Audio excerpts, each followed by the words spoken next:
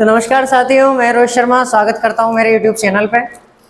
कल धातुओं की जल से अभिक्रिया के बाद में आज जो अपना टॉपिक चलने वाला है, आज हम धातुओं की जो अभिक्रिया है वो अम्लों से करवाने वाले हैं।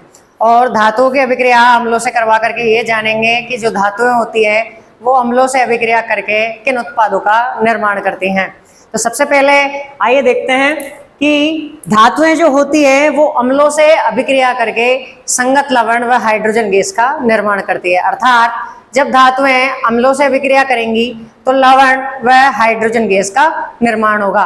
कल हमने जब धातुओं की जल से अभिक्रिया करवाई थी, जो अपना पिछला वीडियो है उसके अंदर मैंने बताया है कि धातुएं जो हैं वो जल से अभिक्रिया करके धातु ऑक्साइड व हाइड्रोजन गैस का निर्माण करती हैं।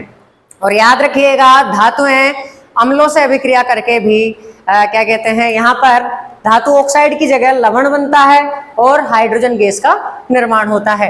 वहां पर कल जो अभिक्रिया थी उसके अंदर यहाँ पर लवण के स्थान पर धातु ऑक्साइड का निर्माण हो रहा था, लेकिन यहाँ पर अम्लों से जब हमने अभिक्रिया करवाएंगे तो लवण व हाइड्रोजन गैस का निर्माण होगा। अगर उदाहरण की बात करें तो ध्यान से देखिएगा, यहाँ पर शब्द समीकरण के रूप में मैंने आपको बता रखा है कि जो धातुएं होती है वो तनु अम्लों से अभिक्रिया करके लवण व हाइड्रोजन गैस का निर्माण करती हैं। ठीक है, अब इसके बाद की अगर अपन बात करें तो कुछ उदाहरण यहाँ पर मैंने लिखे हुए हैं, जैसे मैग्नीशियम। मैग्नीशियम एक धातु है और जब मैग्नीशियम हाइड्रोक्लोरिक अम्ल के साथ में क्रिया करती है तो हाइड्रोक्लोरिक अम्ल के साथ में मैग्नीशियम क्रिया करके MgCl2 अर्थात मैग्नीशियम क्लोराइड, MgCl2 का नाम होता है मैग्नीशियम क्लोराइड, ठीक है, वह हाइड्रोजन गैस का निर्माण करती हैं। मैग्नीशियम क्लोराइड वह हाइड्रोजन गैस का निर्माण करती हैं।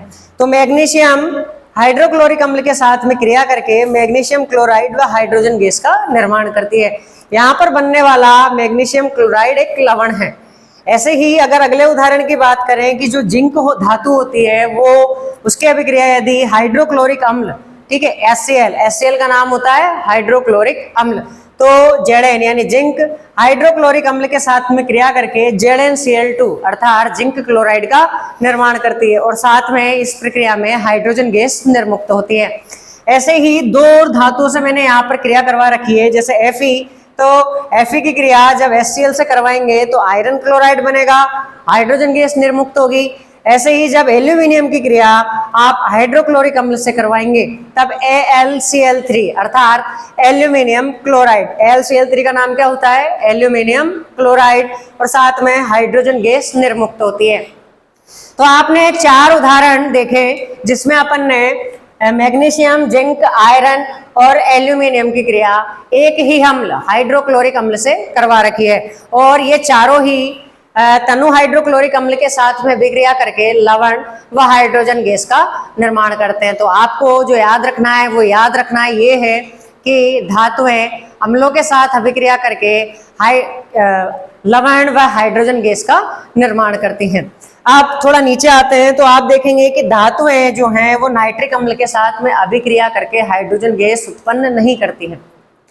देखिए, अपवाद स्वरूप अगर आप देखना चाहें तो हाइड्रोक्लोरिक अम्ल के साथ में तो अभिक्रिया करके लवण व हाइड्रोजन गैस का निर्माण हुआ, लेकिन जब धातुओं की क्रिया हमने HNO3 के साथ में करवाया तो हमने देखा कि धातुएं तनु नाइट्रिक अम्ल के साथ में अभिक्रिया करके लवण व हाइड्रोजन गैस का निर्माण नहीं कर रही है। तो इस प्रक्रिया में हाइड्रोजन गैस का निर्माण क्यों नहीं होता है, ऐसा क्या कारण है कि धातुएं नाइट्रिक अम्ल के साथ में अभिक्रिया करके हाइड्रोजन गैस का निर्माण नहीं करती है? तो उसका कारण ये है कि जो HNO3 होता है अर्थात नाइट्रिक अम्ल, HNO3 का नाम होता है नाइट्रिक अम्ल। तो नाइट्रिक अम्ल जो होता है वो एक प्रबल आक्सीकारक है, अर्थात HNO3 के अंदर ऑक्सीजन देने की क्षमता होती है।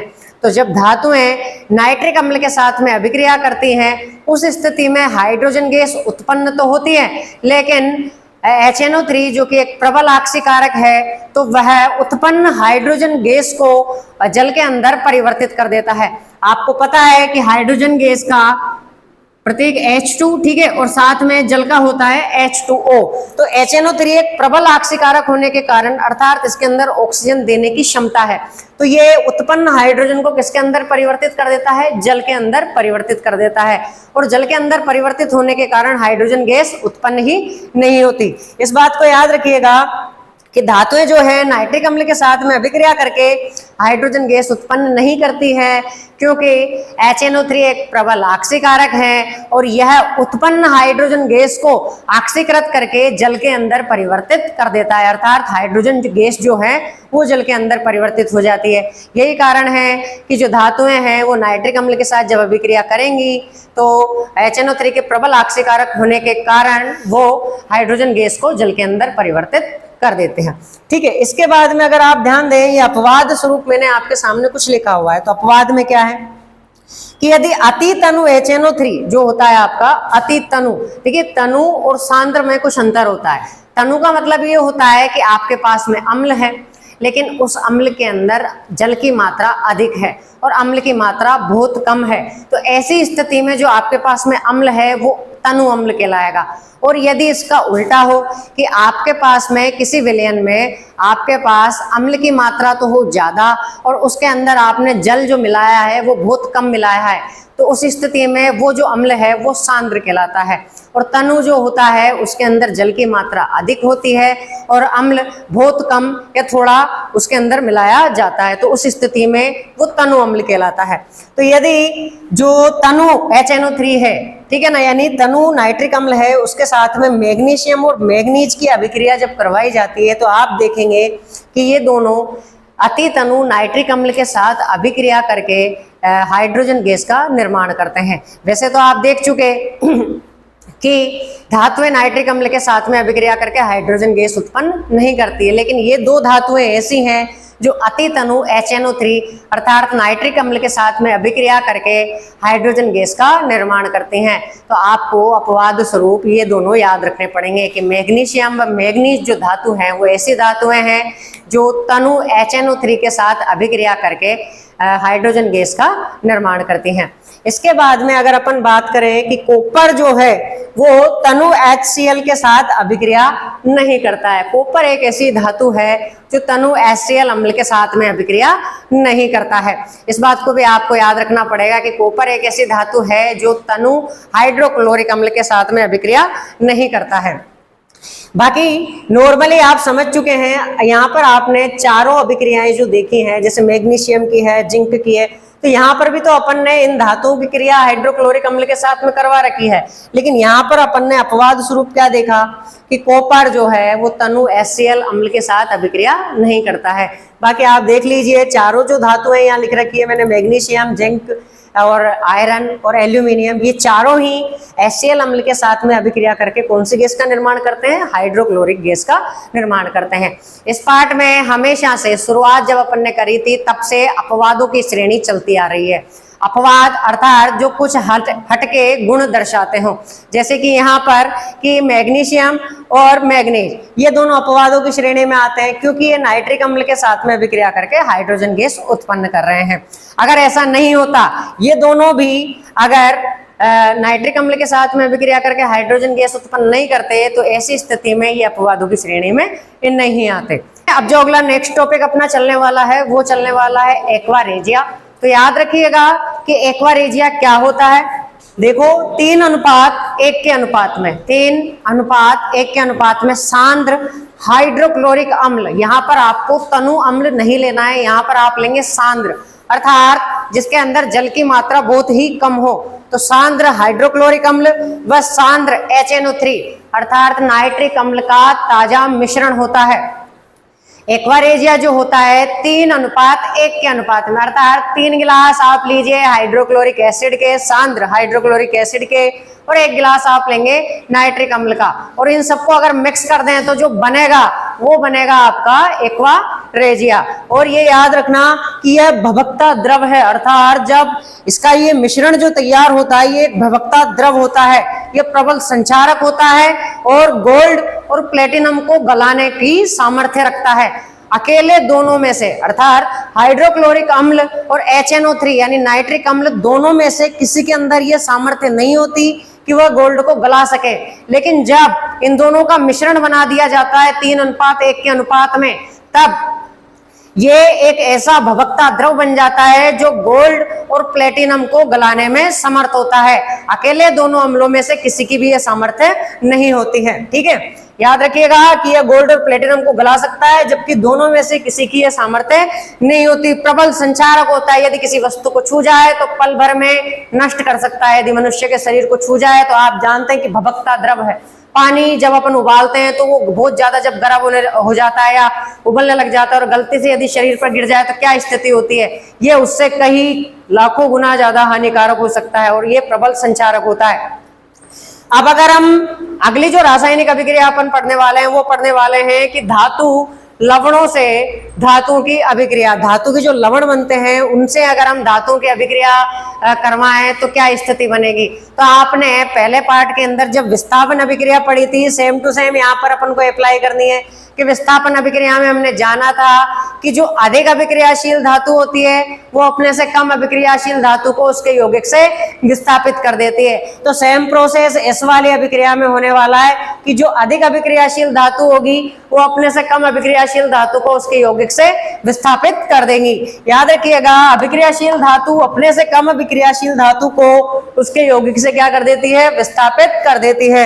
जैसे धातु A की क्रिया यदि आप धातु B के लवण विलयन से करवाएंगे, ठीक है ना, यहाँ पे आपके पास धातु B का लवण विलयन है और आप उसकी क्रिया किससे करवा रहे हैं, धातु A से करवा रहे हैं। तो उस स्थिति में आप देखिए कि उत्पाद के रूप में जो बन रहा है वो बन रहा है धातु A का लवण विलयन। यहाँ पे आपके पास में धातु B का लवण विलयन था, लेकिन जब इसकी क्रिया धातु A से करवाई, अर्थात धातु B से अधिक अभिक्रियाशील कौन थी, धातु A, तो इसकी अभिक्रिया जब धातु B के लवण विलयन से करवाई तो उस स्थिति में धातु A के लवण विलयन का निर्माण हुआ, साथ में धातु B उसके यौगिक से विस्थापित हो गई, अर्थात धातु B को विस्थापित कर दिया।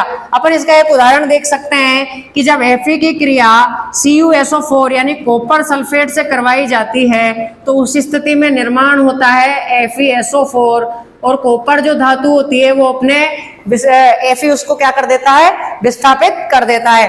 अर्थात यहाँ पर कॉपर सल्फेट था लेकिन यहाँ पर जो बना वो बना आयरन सल्फेट। ठीक है, तो Fe ने कॉपर को अपने स्थान से विस्थापित कर दिया, इसको तो अलग कर दिया और उसका स्थान खुद ने ले लिया। तो ये विस्थापन अभिक्रिया का ही एक रूप आप इसे मान सकते हैं कि जो अधिक अभिक्रियाशील है वो कम अभिक्रियाशील को अपने यौगिक से क्या कर देगा, विस्थापित कर देगा। इसके बाद में आप देखेंगे सक्रियता श्रेणी क्या होती है। तो याद रखिएगा, सक्रियता श्रेणी एक प्रकार की सूची है। ठीक है, अभी आपने इसके पहले जो ये लास्ट अभिक्रिया देखी, आपने विस्थापन अभिक्रिया देखी थी, तो उसमें आपने देखा था कि अधिक अभिक्रियाशील धातु अपने से कम अभिक्रियाशील धातु को उसके यौगिक से विस्थापित कर रही है। तो आपको पता कैसे चला कि अधिक अभिक्रियाशील कौन है और कम अभिक्रियाशील कौन है? तो इनके इस विस्थापन अभिक्रिया का प्रयोग करके एक सूची तैयार की गई है जिसके अंदर जो धातुएं हैं उनको उनकी अभिक्रियाशीलता के आधार पर, मतलब वो किस तरीके से अभिक्रिया कर सकते हैं, ये वो ज्यादा अभिक्रियाशील हैं या वो कम अभिक्रियाशील हैं, तो उनकी अभिक्रियाशीलता के आधार पर उनको अवरोही क्रम में व्यवस्थित किया गया है। अवरोही क्रम से मेरा तात्पर्य है कि सबसे पहले जिन धातुओं को रखा गया है वो सर्वाधिक अभिक्रियाशील हैं और जैसे जैसे आप एक नंबर से फिर नीचे की ओर बढ़ते जाएंगे तो उनकी अभिक्रियाशीलता जो है वो घटती चली जाएगी। ठीक है, तो सक्रियता श्रेणी वह सूची है जिसमें धातुओं को उनकी क्रियाशीलता के आधार पर अवरोही क्रम में व्यवस्थित किया गया है और इस सूची का निर्माण तब हुआ जब विस्थापन के प्रयोग किए गए। विस्थापन के जब प्रयोग किए गए, जब एक अधिक अभिक्रियाशील धातु ने दूसरी कम अभिक्रियाशील धातु को उसके यौगिक से विस्थापित किया, इस प्रकार के विभिन्न प्रयोग जब किए गए तब जाकर के इस सूची को बनाया गया। तो सक्रियता श्रेणी वह सूची है जिसमें धातुओं को उनकी अभिक्रियाशीलता के आधार पर अवरोही क्रम में व्यवस्थित किया गया है, जिसमें सबसे ऊपर जो धातु आएंगी वो सर्वाधिक अभिक्रियाशील होंगी एवं सबसे नीचे जो धातु आएंगी, सबसे नीचे लास्ट में, वो सबसे कम अभिक्रियाशील होंगी। ध्यान से देखिए, कि अधिक अभिक्रियाशील धातु में सबसे ऊपर जो है वो पोटेशियम है। पोटेशियम सर्वाधिक अभिक्रियाशील धातु है। फिर आप जैसे जैसे नीचे बढ़ते जाएंगे वैसे वैसे इनकी अभिक्रियाशीलता घटती चली जाएगी। पोटेशियम, पोटेशियम से कम कौन है? सोडियम है। सोडियम से कम कैल्शियम, मैग्नीशियम, एल्यूमिनियम, ठीक है। इसके बाद में zinc, iron, lead, hydrogen, copper, mercury, silver और गोल्ड। गोल्ड जो है वो सबसे कम अभिक्रियाशील धातु होती है और सबसे अधिक अभिक्रियाशील धातु जो होती है वो होती है पोटेशियम। सक्रियता श्रेणी के बाद में जो अगला जो अपना नेक्स्ट टॉपिक है वो है कि धातुएं एवं अधातुओं में यदि क्रिया करवाई जाए तो वो क्रिया किस प्रकार से होती है। तो आज का जो टॉपिक है, अब जो चलने वाला है अपने टॉपिक, वो चलने वाला है कि धातुएं एवं अधातुएं किस प्रकार अभिक्रिया करती है। तो हमने जब स्टार्टिंग में कुछ वीडियो मैंने बनाए थे, जब ये यूट्यूब चैनल की शुरुआत करी थी, तो उसमें मैंने बेसिक आपको समझा रखा है कि किस प्रकार एक तत्व होता है और उसके परमाणु होते हैं। और परमाणु का एक नाभिक होता है जिसके अंदर प्रोटॉन होते हैं, न्यूट्रॉन होते हैं। साथ ही मैंने आपको ये भी पहले बता रखा है कि जो तत्व होते हैं उनका जितना परमाणु क्रमांक होता है उतने ही उनके अंदर इलेक्ट्रॉनों की संख्या होती है एवं उतने ही उनके अंदर प्रोटॉनों की संख्या उपस्थित होती है। ये मैं आपको पहले ही समझा चुका हूँ। आज फिर से हम इस चीज को देखने वाले हैं क्योंकि आपके तीसरे पार्ट में धातुएं एवं अधातुओं के बीच की क्रिया बता रखी है। तो सबसे पहले आप थोड़ी सी थ्योरी देखिए कि याद रखिएगा कि धातुओं से अधातुओं में इलेक्ट्रॉन के स्थानांतरण के कारण धातुओं से अधातुओं में इलेक्ट्रॉन का जो स्थानांतरण होगा, अर्थात धातुओं से अधातुओं में इलेक्ट्रॉन जाता है, तो धातुओं से अधातुओं में इलेक्ट्रॉन के स्थानांतरण के कारण जिन यौगिकों का निर्माण होता है उन्हें हम आयनिक यौगिक कहते हैं या उन्हें वैद्युत संयोजक यौगिक कहा जाता है।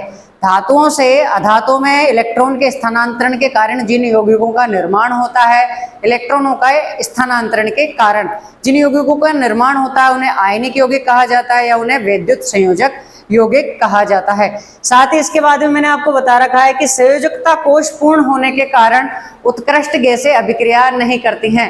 उत्कृष्ट गैसें वे गैसें होती हैं जिनका संयोजकता कोश पूर्ण होता है। उदाहरण के लिए अगर हम बात करें हीलियम की या फिर नियोन की या फिर आर्गन की, आप सभी को ये पता होगा कि हीलियम का परमाणु क्रमांक 2 होता है, साथ ही नियोन का परमाणु क्रमांक 10 होता है एवं आर्गन का परमाणु क्रमांक 18 होता है। इनका बाह्यतम कोश जो होता है वो पूर्ण होता है। अभी थोड़ी देर बाद हम ये समझने वाले हैं कि बाह्यतम कोश क्या होता है। पहले हम एक बार केवल थ्योरी देख रहे हैं। ये मैंने आपके सामने उत्कृष्ट गैसें लिखी हुई है जैसे हीलियम, नियोन और आर्गन।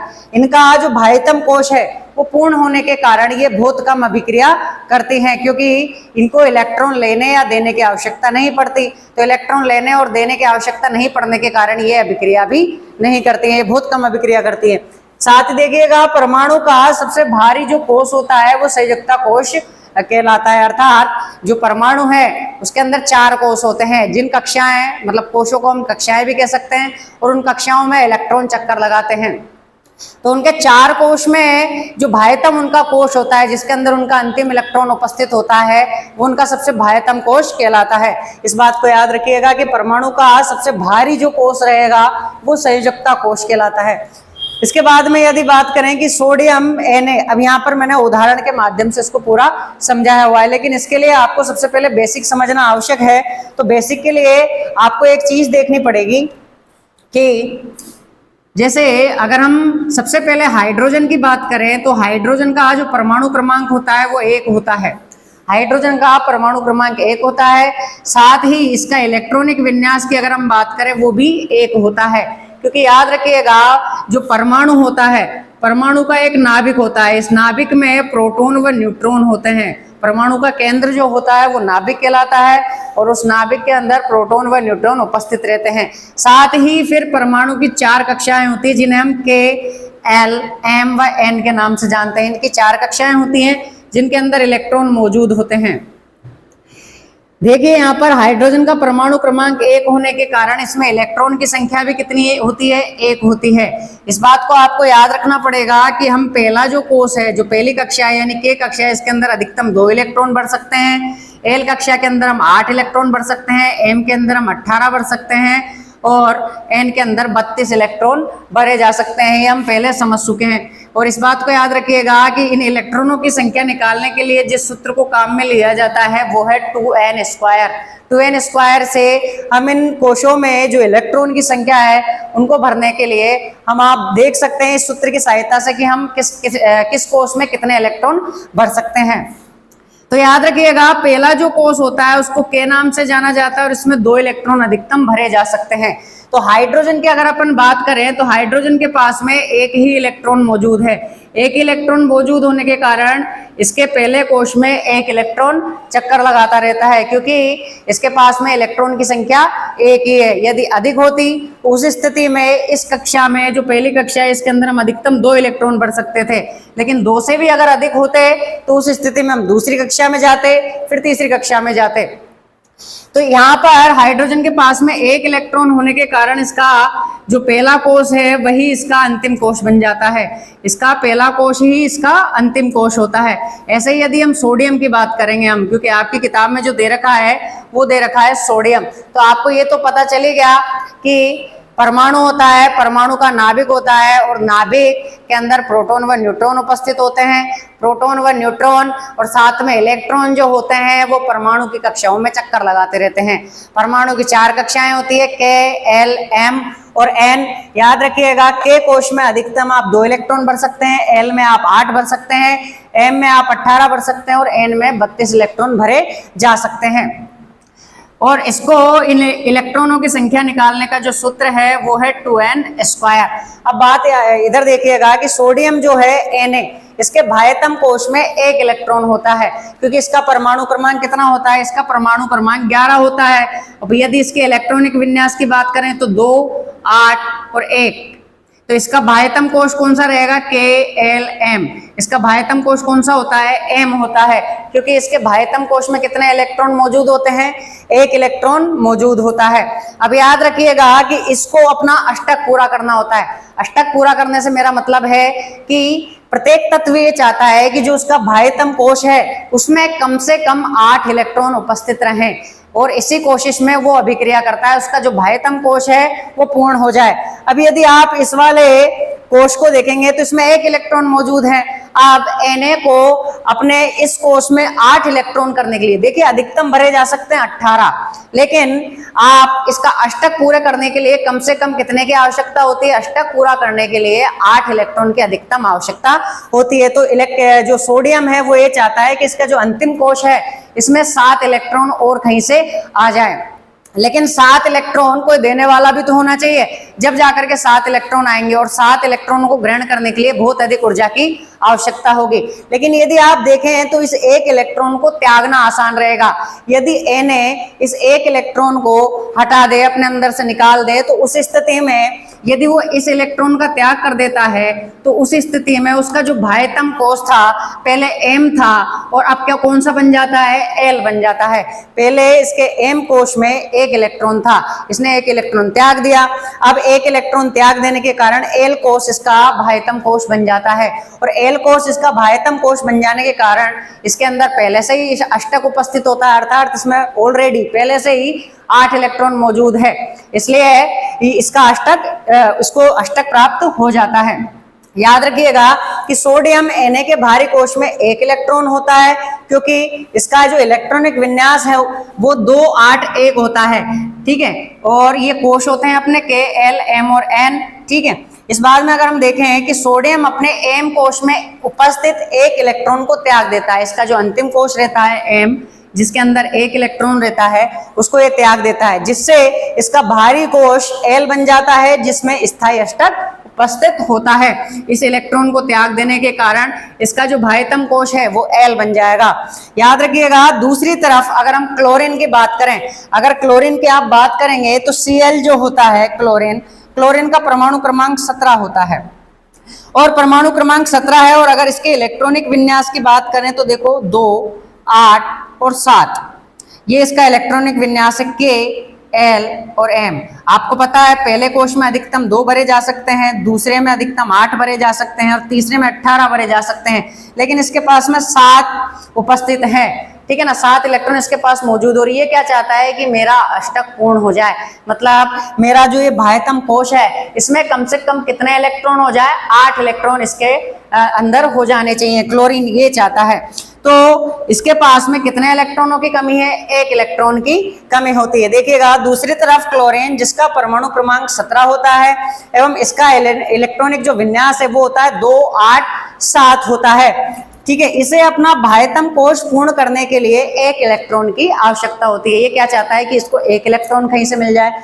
अब Na ने यहाँ पर अपना अष्टक पूरा करने के लिए 1 इलेक्ट्रॉन का त्याग किया था और क्लोरीन चाहता है कि मेरे को अष्टक पूरा करने के लिए 1 इलेक्ट्रॉन की आवश्यकता है, तो वो 1 इलेक्ट्रॉन मुझे कहीं से मिल जाए। तो क्या होता है देखिएगा, अतः क्लोरीन अपना बाह्यतम कोश को पूरा करने के लिए सोडियम द्वारा त्यागा गया 1 इलेक्ट्रॉन क्या कर लेता है, ग्रहण कर लेता है एवं आपस में एक आबंध बना लेता है। याद रखिएगा कि जो Na है, Na के बाह्यतम कोश में 1 इलेक्ट्रॉन है और ये इसको त्यागना चाहता है ताकि इसको जो स्थायी अष्टक है वो इसको प्राप्त हो जाए। ऐसे Cl जो है इसके पास में 1 2 3 4 5 6 7 इलेक्ट्रॉन इसके पास में मौजूद है। ये क्या करता है कि Na ने जो त्यागा है वो ये खुद ग्रहण कर लेता है क्योंकि इसको 1 इलेक्ट्रॉन की आवश्यकता है और Na क्या कर चुका है, 1 इलेक्ट्रॉन त्याग चुका है। 1 इलेक्ट्रॉन त्याग देने के कारण Na के ऊपर तो आ जाता है धनात्मक चिन्ह, अर्थात इसके ऊपर तो प्लस आ जाता है। साथ में जो Cl होता है क्लोरीन, उसने 1 इलेक्ट्रॉन अब ग्रहण कर रखा है, तो इसका जो अष्टक है वो पूर्ण हो जाता है। अगर इलेक्ट्रॉनों की संख्या की बात करें तो 1 2 3 4 5 6 7 और 8, इसके पास टोटल कितने इलेक्ट्रॉन हो जाते हैं, 8 इलेक्ट्रॉन हो जाते हैं। और याद रखिएगा इसके ऊपर माइनस का चार्ज आ जाता है, इसके ऊपर माइनस का चार्ज आ जाता है और इसका अष्टक पूरा हो जाता है। तो इस प्रकार Na द्वारा त्यागा गया 1 इलेक्ट्रॉन जो है वो Cl ग्रहण कर लेता है और 1 इलेक्ट्रॉन Cl ग्रहण करके NaCl का ये क्या करते हैं, निर्माण करते हैं। याद रखिएगा आपस में एक आबंध बना लेते हैं, आपस में जुड़ जाते हैं, एक आबंध बना लेते हैं और एक आबंध बना करके NaCl का निर्माण हो जाता है। अब इसके बाद में हम पढ़ेंगे मैग्नीशियम क्लोराइड का निर्माण की मैग्नीशियम क्लोराइड किस प्रकार से अभिक्रिया करके बनते हैं। अब देखिए मैग्नीशियम क्लोराइड का निर्माण कैसे हुआ। अभी NaCl का तो अपन ने समझ लिया, अब अपन मैग्नीशियम क्लोराइड का निर्माण देखते हैं। तो सबसे पहले आप ये चीज देखिए कि मैग्नीशियम जो है Mg का जो परमाणु क्रमांक होता है, मैग्नीशियम का परमाणु क्रमांक की अगर अपन बात करें कि मैग्नीशियम का जो परमाणु क्रमांक होता है वो होता है 12। मैग्नीशियम का परमाणु क्रमांक होता है 12। इसके बाद में अगर हम क्लोरीन की बात करें कि क्लोरीन का जो परमाणु क्रमांक होता है वो होता है 17। चलो क्लोरीन को 1 मिनट देखते हैं, पहले मैग्नीशियम को देखते हैं कि मैग्नीशियम का परमाणु क्रमांक 12 होता है और मैग्नीशियम के अगर इलेक्ट्रॉनिक विन्यास की मैं बात करूं, अगर अपन मैग्नीशियम के इलेक्ट्रॉनिक विन्यास की बात करें तो मैग्नीशियम के इलेक्ट्रॉनिक जो विन्यास होता है वो होता है 2 8 और 2। याद रखिएगा एक छोटी सी चीज आप समझिए कि कोई भी तत्व होता है, प्रत्येक जो तत्व है वो परमाणुओं से मिलकर के बना होता है। और याद रखिएगा कि मान लीजिए ये परमाणु है, इस परमाणु का एक नाभिक होता है, इस नाभिक के अंदर 2 चीजें मौजूद होती है, एक होता है इसके अंदर प्रोटॉन और एक होता है इसके अंदर न्यूट्रॉन। इसके अंदर 2 चीजें मौजूद होती है, एक होता है प्रोटॉन और एक होता है न्यूट्रॉन। अगर आप ये अच्छे तरीके से और बेहतर तरीके से अगर इसको समझना चाहते हैं तो इस YouTube वीडियो मतलब इस चैनल पर जो पहली क्लास है मेरी आप उसे देखें, उसके अंदर मैंने इसको पूरा डिटेल में समझाया हुआ है। तो प्रोटॉन और न्यूट्रॉन याद रखिएगा, प्रोटॉन धनात्मक होता है और न्यूट्रॉन जो कण होता है ये उदासीन होता है, अर्थात इस पे प्लस या माइनस चार्ज नहीं होता। इसके बाद में परमाणु के नाभिक की बात होगी, इसके बाद में परमाणु की कक्षाएं होती हैं और परमाणु की कितनी कक्षाएं होती है, तो परमाणु की 4 कक्षाएं होती है। पहली कक्षा K, दूसरी L, तीसरी M और चौथी एक और कक्षा होती है जिसको हम N कहते हैं। तो देखिए पहली कक्षा K, L, M और N और ये इसका नाभिक मौजूद है, ठीक है।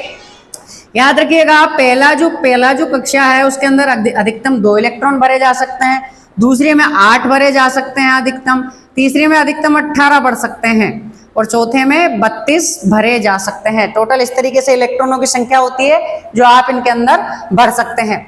लेकिन अभी आप देखिएगा कि इस तरीके से आपने समझ लिया कि परमाणु की संरचना क्या है, कि नाभिक होता है और 4 कक्षाएं होती है जिनके अंदर कौन चक्कर लगाता है, इलेक्ट्रॉन। याद रखिएगा इलेक्ट्रॉन जो होता है वो ऋणावेशित कण होता है, इलेक्ट्रॉन ऋणावेशित कण होता है, अर्थात इसके ऊपर कैसा चार्ज रहता है, माइनस का चार्ज इसके ऊपर रहता है। अब ध्यान से देखिएगा कि मैग्नीशियम का परमाणु क्रमांक 12 होता है और इसका इलेक्ट्रॉनिक विन्यास अपन ने कैसे लिखा, देखिए 4 कक्षाएं हैं, इलेक्ट्रॉनिक विन्यास का मतलब है कि अपन को इलेक्ट्रॉन इन कक्षाओं में भरने हैं। तो याद रखो कि 12 में से पहली जो कक्षा है, दूसरी कक्षा है, तीसरी कक्षा है और चौथी कक्षा है। तो पहली कक्षा में अधिकतम आपको पता है कि आप कितने इलेक्ट्रॉन भर सकते हैं, तो 2 इलेक्ट्रॉन आप पहली कक्षा में भर सकते हैं। तो 12 इलेक्ट्रॉन टोटल है अपने पास में, तो 2 इलेक्ट्रॉन अपन भर देंगे। अब 12 में से 2 गए तो 10 बचे। दूसरी कक्षा में ज्यादा से ज्यादा कितने भर सकते हैं अपन, 8 भर सकते हैं। और तीसरी कक्षा में यहाँ देखेंगे तो 8 और 2 10 और 2 12। तो टोटल एम जो कोश है उसके अंदर कितने इलेक्ट्रॉन है, ज्यादा से ज्यादा 2 इलेक्ट्रॉन यहाँ पर मैग्नीशियम के पास में मौजूद हैं। अब यदि आप देखेंगे कि इसके अंदर 2 इलेक्ट्रॉन मौजूद हैं, अब मैग्नीशियम क्या चाहता है कि इसका जो सबसे बाह्यतम कोश है अर्थात एम कोश, इसके अंदर टोटल इसको कितने इलेक्ट्रॉन चाहिए, 8 इलेक्ट्रॉन ये करना चाहता है। 2 इसके पास मौजूद है, ये 6 और चाहता है कि 6 मेरे को कहीं से मिल जाए ताकि टोटल इलेक्ट्रॉन कितने हो जाए, मेरे पास 8 हो जाए मेरे बाह्यतम कोश में। लेकिन 6 इलेक्ट्रॉन ग्रहण करने के लिए काफी ऊर्जा की आवश्यकता होती है। यही कारण है कि जो मैग्नीशियम है वो 6 इलेक्ट्रॉन ग्रहण ना करके 2 इलेक्ट्रॉन क्या कर देता है, त्याग देता है। और मैग्नीशियम का जो एम कोश है इसके अंदर जो मौजूद 2 इलेक्ट्रॉन है वो मैग्नीशियम त्याग देता है और इसका जो बाह्यतम कोश बन जाता है वो बन जाता है एल। ठीक है, और याद रखिएगा कि 2 इलेक्ट्रॉन त्याग देने के कारण मैग्नीशियम के ऊपर चार्ज आता है प्लस का 2। समझ में आती है आप लोगों के बात कि मैग्नीशियम के ऊपर प्लस का 2 चार्ज क्यों आता है, क्योंकि प्लस का 2 दिखाने का मतलब ये होता है कि मैग्नीशियम ने 2 इलेक्ट्रॉनों का त्याग कर रखा है। अगर इतना समझ में आया तो फिर इसके बाद में अगर हम Cl की बात करें तो Cl का जो परमाणु क्रमांक होता है वो होता है 17। और याद रखिएगा इसके इलेक्ट्रॉनिक विन्यास की अगर अपन बात करें, यदि Cl के इलेक्ट्रॉनिक विन्यास की अगर अपन बात करें कि Cl का इलेक्ट्रॉनिक विन्यास क्या होता है, तो Cl का इलेक्ट्रॉनिक विन्यास जो होता है वो होता है 2 8 व 7, 2 8 व 7। तो याद रखिएगा इसके पहले कक्ष में 2 हैं, दूसरे में 8 है और एम कक्ष में इसके अंदर 7 इलेक्ट्रॉन मौजूद हैं। अब याद रखिए कि इस कोश में इसको अष्टक पूरा करना है, तो इस अष्टक पूरा करने के लिए इसको केवल कितने इलेक्ट्रॉन की आवश्यकता होती है, 1 इलेक्ट्रॉन की आवश्यकता होती है, क्योंकि इसके पास इसका जो अंतिम कोश है अर्थात एम कोश में 7 इलेक्ट्रॉन तो पहले से मौजूद है। ये चाहता है कि इसके टोटल कितने इलेक्ट्रॉन हो जाए, 8, तो इसको 1 इलेक्ट्रॉन की और आवश्यकता होती है। अब याद रखिएगा कि मैग्नीशियम ने तो 2 इलेक्ट्रॉनों का त्याग किया है। इसके पहले हमने NaCl समझा था कि Na ने 1 इलेक्ट्रॉन का त्याग किया था और Cl ने उसको ग्रहण कर लिया था, तो NaCl का निर्माण हो गया था। अब यहाँ पर मैग्नीशियम ने 2 इलेक्ट्रॉन त्याग रखे हैं और Cl कितने ग्रहण करना चाहता है, 1 इलेक्ट्रॉन ग्रहण करना चाहता है। अब अगर आप इधर देखेंगे तो Mg जो है मैग्नीशियम के पास में 2 इलेक्ट्रॉन मौजूद हैं जिन्हें वो त्यागना चाहता है, और Cl जो है, Cl के पास में अगर हम देखा जाए तो 1 2 3 4 5 6 और 7, एक Cl को कितने इलेक्ट्रॉन की आवश्यकता है, 1 इलेक्ट्रॉन की आवश्यकता है। अब अगर मैग्नीशियम Cl से अभिक्रिया करेगा तो कितने Cl की आवश्यकता है मैग्नीशियम को, 2 Cl की, क्योंकि एक Cl तो 1 ही इलेक्ट्रॉन ग्रहण कर सकता है। तो यहाँ पर ये कितने Cl से अभिक्रिया करता है, 2 से, तो 1 2 3 4 5 6 7। ठीक है, अब ध्यान से देखिएगा कि जो मैग्नीशियम के पास में 1 इलेक्ट्रॉन तो इस वाले Cl को दे देता है मैग्नीशियम, और 1 इलेक्ट्रॉन जो है वो इस वाले Cl को मैग्नीशियम के द्वारा दे दिया जाता है।